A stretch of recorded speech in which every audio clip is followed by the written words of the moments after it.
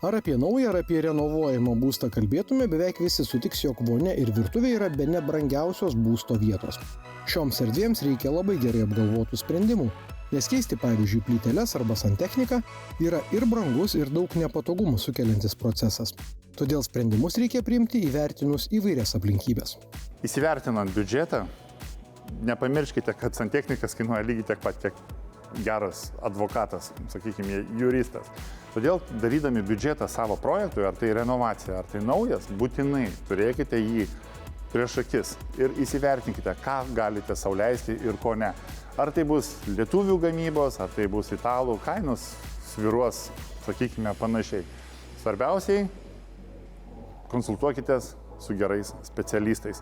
Ir internetas, praėjo tie laikai, kada mes pirkdavom per mažus daiktus internete. Eikite į parduotuvę, į centralizuotą parduotuvę, kur galite ir vieną prekę, ir kitą prekę apeiti, išsirinkti, pasižiūrėti, pasikonsultuoti ir tik tada darykit savo sprendimą. Standartinius padėklų dydžius, bet galime pagaminti ir nestandartinių dydžių.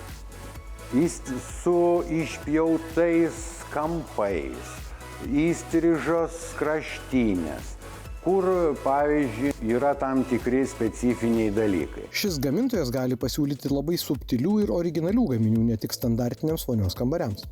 30 metų gyvuojanti Latvių gamintoja PA. Jie gamina vonias, praustuvus ir dušo padėklus. Iš dviejų medžiagų, tai yra akmens masės produktai, kurie yra lygus, neporėti, lengvai prižiūrimi. Ir taip pat silkstonas.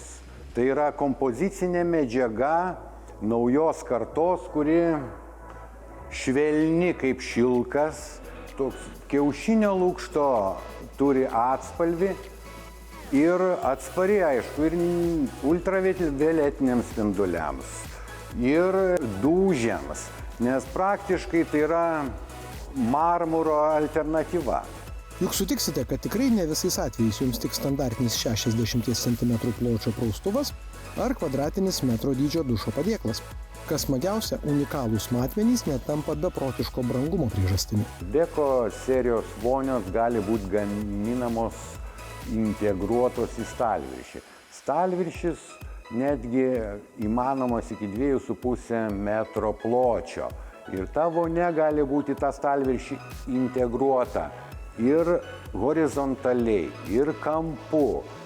Tai labai patogu, kai, pavyzdžiui, norisi užpildyti tam tikrą vonios kambario dalį erdvės. Ir tada labai patogu pasidėti kažkokius tai daiktus, muiliukus, dozatorius ir taip toliau. Nereikia paprastai kabinti ten kažkur ant sieno.